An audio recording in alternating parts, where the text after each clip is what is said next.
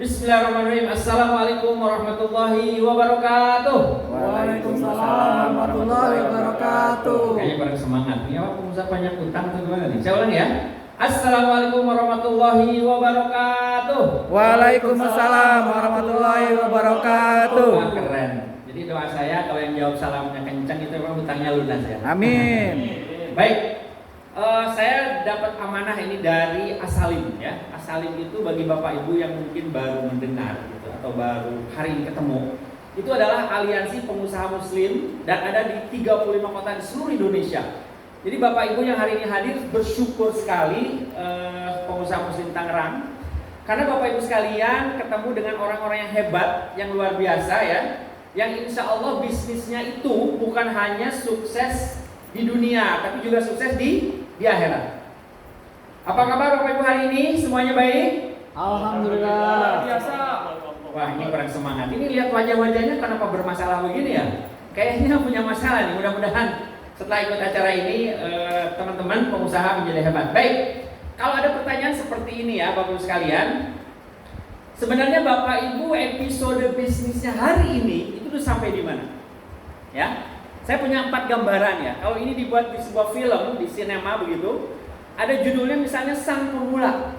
Angkat tangan, yang Sang Pemula ada 1, 2, 3. Wah, luar biasa ini. Keren. Itu yang pertama. Yang kedua, ada yang disebut pebisnis yang lagi galau. Angkat tangan yang galau. 1, 2, 3. Wah, lumayan juga ini. Banyak juga ya. Baik, teman-teman. Yang ketiga, ada yang disebut dengan Sang Juara. Wah, ini luar biasa. Tepuk tangan buat semua.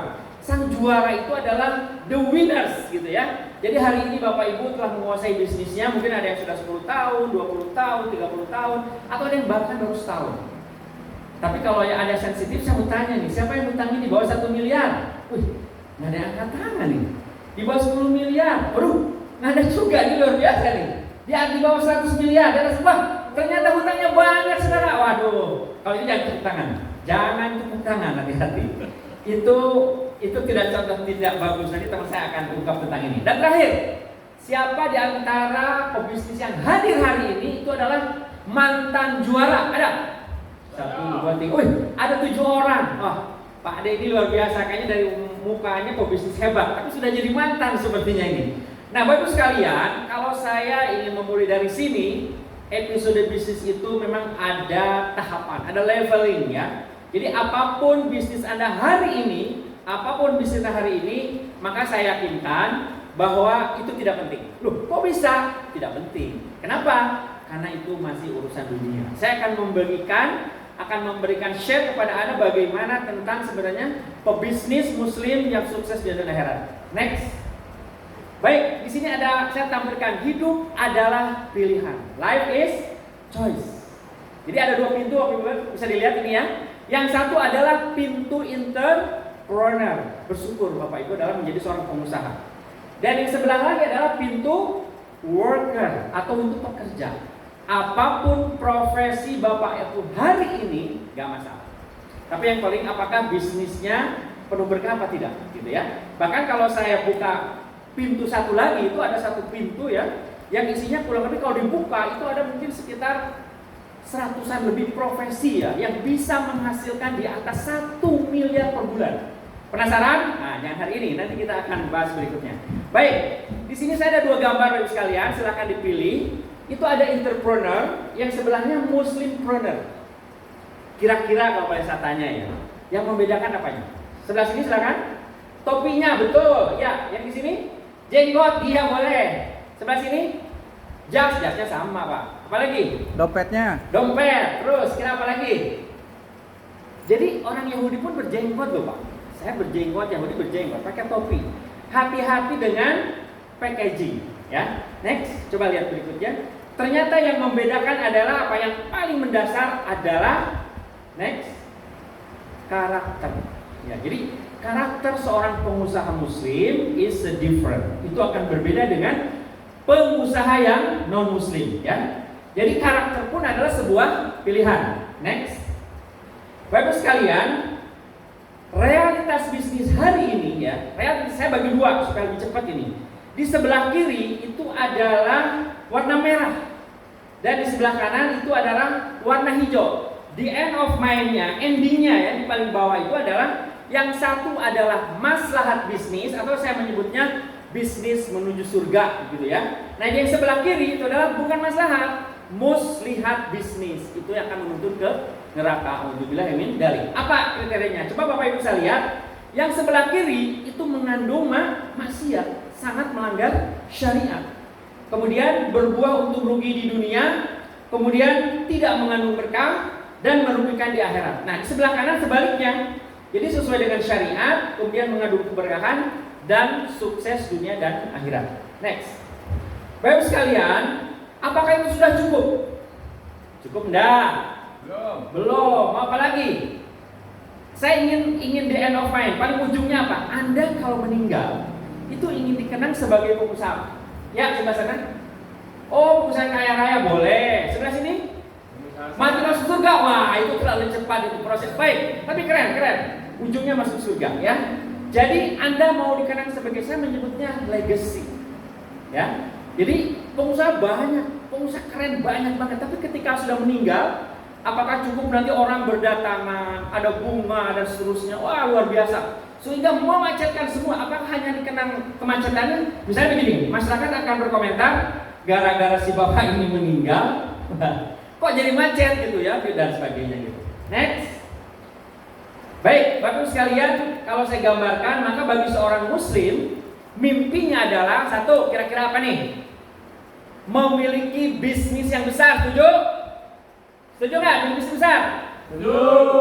Pendapatannya melimpah, setuju? Setuju. Sesuai dengan syariah, setuju? Setuju. Rajin beribadah, setuju? Setuju. Banyak bersedekah, setuju? Setuju. Dan lunas. Haji dan umroh. Wih, keren banget, siapa yang nggak mau? Ya, udah keren, beribadah, rajin, pergi haji, pergi umroh, itu luar biasa. Tapi apakah itu sudah cukup? Sudah cukup belum? Belum. Ada apa lagi? Next. Bapak sekalian, pengusaha muslimpreneur yang dirahmati Allah, saya membaca surat Al-Hasr sebelum kesini. Ayat 18. A'udzubillahi minasyaitonirrajim. Bismillahirrahmanirrahim. Ya ayyuhalladzina amanu taqullaha wa la tanzur nafsum ma qaddamat lighat wa taqullaha innallaha khabirum bima ta'malun. Ini merinding. Kenapa? Saya diingatkan, hai orang-orang yang beriman, bertakwalah kepada Allah dan dalam setiap diri itu kita ya, memperhatikan apa yang telah diperbuatnya untuk hari esok. Maksudnya akhirat ya.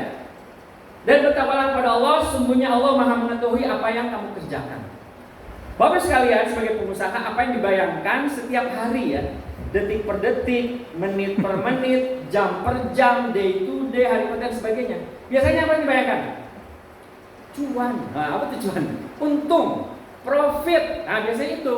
Tapi keren kalau profitnya diingat, tapi Anda ingat kepada hari esok. Ini yang Allah ingatkan. Next. Bapak sekalian, ingatlah ya, tadi itu sebagai refleksi ya. Refleksi kepada atau muhasabah gitu ya. Apakah di dalam journey atau perjalanan Bapak Ibu sebagai pengusaha misalnya, apakah pernah berbuat dosa? Banyak Ustaz. Dosanya seperti apa dulu? Saya ingin gambarkan ada 3 macam dosa. Ingat ya, saya ingin mudah-mudahan ini bisa dibawa pulang nih. Pertama adalah dosa karena kesalahan sendiri. Saya kira itu area-area ibadah mahdoh gitu ya. Kita mungkin maksiat, tidak sholat, lupa puasa, pura-pura lupa dan sebagainya. Ada uang bayar zakat tapi tidak bayar zakat dan seterusnya. Oke lah, itu kesalahan sendiri. Tapi ada dosa yang kedua, yaitu adalah dosa karena kesalahan kepada orang lain. Nah, Bapak Ibu, kalau kita tidak meminta maaf, siap-siap ini. Bahkan ketika meminta maaf, misalnya orangnya sudah meninggal, itu gimana tuh pertanggungjawabannya? Jadi ini penting banget. Kalau tadi mungkin, let's say kita bisa bertobat kepada Allah, istighfar, kata Nabi 100 hari, 100 kali dalam satu hari kita beristighfar ya. Kemudian kalau kita mau minta maaf karena kesalahan orang lain, ini seperti apa? Nah ini agak berat ya. Jadi misalnya Anda pernah melakukan sesuatu hal, kemudian Anda tidak minta maaf, kemudian Anda disumpahi mungkin ya. Kemudian yang ketiga ini lebih berat lagi. Dosa karena kesalahan orang lain. Bayangkan. Jadi dosa kitanya nggak ngapa-ngapain, ya. Kitanya tidak berbuat sesuatu, kita hanya diam. Bayangkan. Hanya diam saja kita berdosa, apalagi itu. Nah, ini yang jarang dibahas oleh para ustadz. Kalau dosa yang tahap 1, saya sangat yakin banget. Mungkin di awal-awal saum Ramadan ya, sering dikupas, bahas tentang dosa, siapa yang berpuasa dan seterusnya, akan itu. Seperti itulah. Tapi dosa kedua dan ketiga, saya punya perspektif, punya pandangan baru. Rasanya jarang ada ustadz mau membahas ini. Next. Nah, dosa kedua dan ketiga itu biasanya terlupakan. Apa contohnya? Ya, contohnya misalnya Rasulullah SAW bersabda, qala Rasulullah SAW, man shauma Ramadhana imanan wa ihtisaban ghufira lahu ma taqaddama min dzambi. Sebagai umat muslim yang sudah puluhan tahun berpuasa, saya mau tanya, kira-kira ya, apakah di setiap masjid, musola, tempat Bapak Ibu taraweh, kira-kira hadis ini disampaikan nggak? Rasanya di awal-awal sudah disampaikan, bahkan ustaznya dengan sangat khusyuk. Khusyuk itu senang, memang harus ada hadisnya. Siapa yang menyambut bulan Ramadan itu keren, betul. Tapi ustaznya mungkin akan menyampaikan ini